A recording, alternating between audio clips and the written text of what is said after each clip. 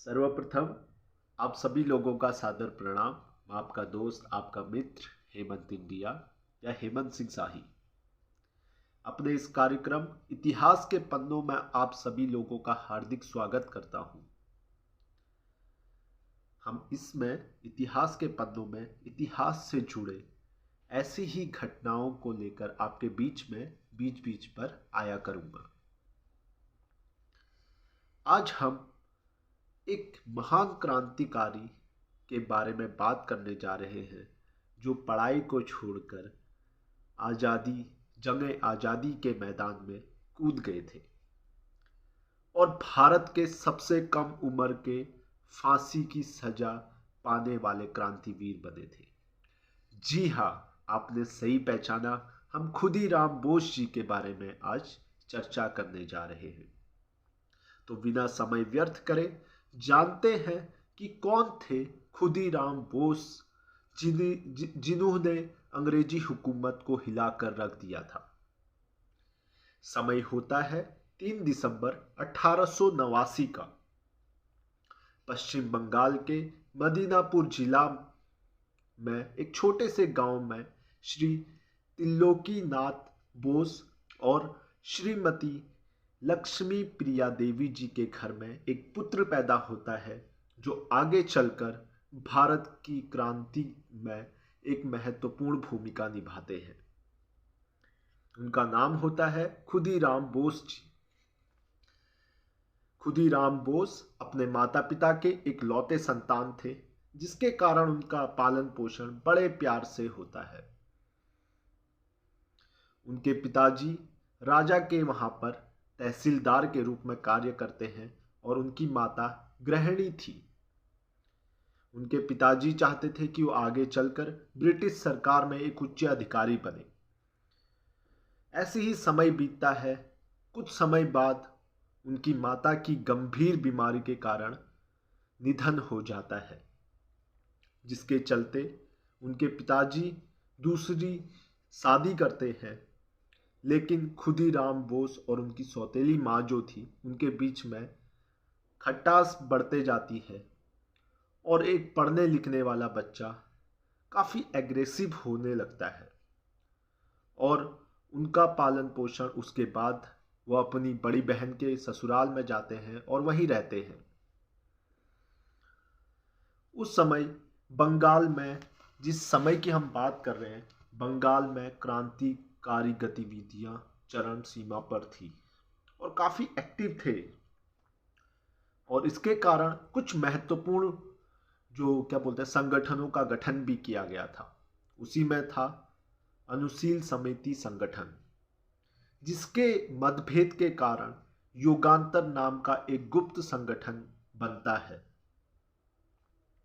जिससे खुदीराम बोस जी, प्रफुल्ल चाकी, अरविंदो घोष और वीरेंद्र कुमार घोष इसके बड़े नेता माने जाते हैं। किंग्सफोर्ड एक मैजिस्ट्रेट थे, न्यायाधीश थे। बंगाल में काफ़ी क्रूर न्यायाधीश के रूप में उन्हें माना जाता है। उनके जो फैसले सुनाए थे उन्होंने, वो उनका पूरा बंगाल निंदा करता था, जिसके कारण जब उनका ट्रांसफ़र बिहार के मुजफ्फरपुर ज़िले में होता है और वो मुजफ्फरपुर ज़िले के न्यायाधीश के रूप में कार्य करते हैं, तो उनकी हत्या के लिए योजना बनाई जाती है और इस योजना को बनाती है युगांतर, एक गुप्त संगठन। इसके लिए 2 लोगों को चुना जाता है, जिसमें खुदीराम बोस और प्रफुल्ल चाकी थे। खुदीराम बोस अंग्रेजी अधिकारियों से बचने के लिए अपना नाम हरेंद्र सरकार रखते हैं और प्रफुल्ल चाकी अपना नाम विनोद चंद राय रखते हैं।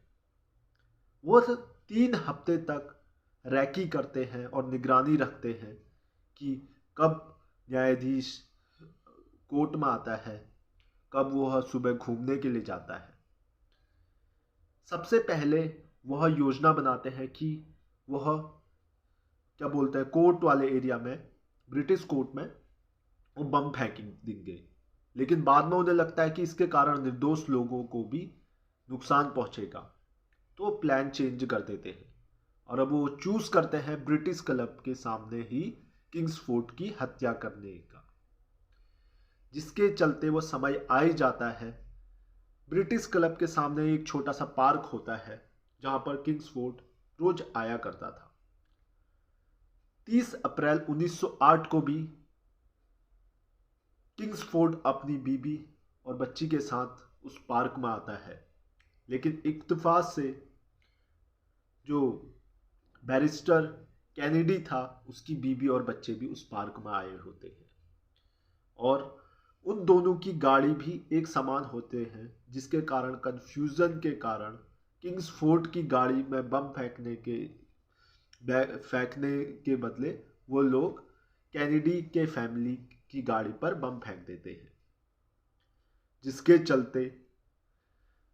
चलते खुदीराम बोस जी को आगे चलकर फांसी की सजा सुनाया जाता है। और ये घटना करने के बाद समस्तीपुर रेलवे स्टेशन से खुदीराम बोस जी को शिव कुमार मिश्रा और फतेह सिंह नाम के 2 पुलिसकर्मी गिरफ्तार करते हैं। प्रफुल्ल चाकी डर के मारे आत्महत्या कर लेते हैं। अगर बात की जाए पक्ष की वकील की, तो पक्ष के वकील थे कालिदास बोस और विपक्ष के वकील थे विनोद, या सरकारी वकील थे विनोद मजमूदार।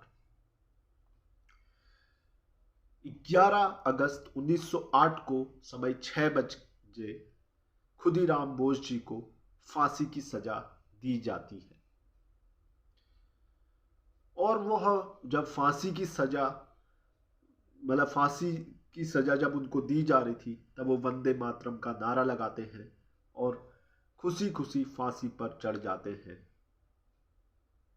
और ये भी कहते हैं लोग कि उन्होंने जब उनको फांसी की सजा दी जा रही थी तो उनके एक हाथ में भगवत गीता भी थी। तो आज हमने सुना कि भारत के एक महान क्रांतिवीर खुदीराम बोस जी के जीवनी के बारे में, कि कैसे उन्होंने अंग्रेजी सिस्टम को हिलाकर रख दिया था और सबसे कम उम्र के जो व्यक्ति जो देश की आज़ादी के लिए फांसी या सूली पर चढ़ गए थे। ऐसी ही इतिहास की कहानियां सुनने के लिए हमें हमारे साथ जुड़े और वीडियो अच्छी लगे तो लाइक करें। वीडियो देखने के लिए आप सभी लोगों का बहुत बहुत धन्यवाद।